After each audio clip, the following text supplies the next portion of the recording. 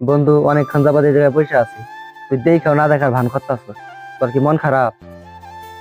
আরে বন্ধু, আজকে ক্যাসিনো খেলায় অনেক তেল লস গেছে। ও এই ব্যাপার। তা বন্ধু, তোর কাছে কি কিছু টিহা হবো? থাকলে আমারে দে, রাইতে দিয়ে দেবনি। বন্ধু আমার কাছে টাকা আছে, আমি তোকে দিতে পারবো না রে। কেন? শোন, তোকে একটা কথা বলি। বল।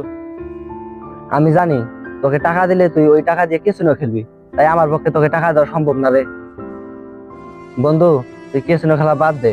আমি যতদিন থেকে তোকে দেখতেছি তুই একটা কোনোদিন লাভ করতে পারিসনি, এবং তুই তোর বাবার ছাগল গরু সব বিক্রি করে দিয়ে কেসিনো খেলে সব টাকা লস দিছিস, এবং চাচার শেষ সম্পত্তি গুলো বিক্রি করে দিয়ে তুই কেসিনো খেললি, সেই টাকাগুলো লস দিলি। তাই বলি বন্ধু, তুই কেসিনো খেলাটা বাদ দে। আর এভাবে চলতে থাকলে ফকির হতে বেশি দিন লাগবে না। তাই বলি কেসিনো খেলা বাদ দে। তাই বলি ঘামকে পানি কর, পানি করে ইনকাম কর, কোনো একদিন সফল হইতে পারবি। তা ঠিক আছে বন্ধু, আমি আর কোনোদিন খেলবো না। এই যে তোর সামনে আমি কান ধরলাম, তা থাক, আমি যাই।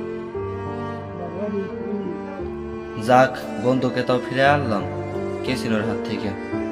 আমিও চলে যাই, এই জায়গায় থাকি আর আমি কি করি। আসুন সমাজকে সবাই মিলে রক্ষা করি, কেসিনো খেলা থেকে ছেলে মেয়েদেরকে দূরে সরিয়ে আনি, না হলে ফকির হতে বেশি দিন সময় লাগবে না। কেসিনো খেলা বন্ধ করুন, সমাজকে রক্ষা করুন। ধন্যবাদ।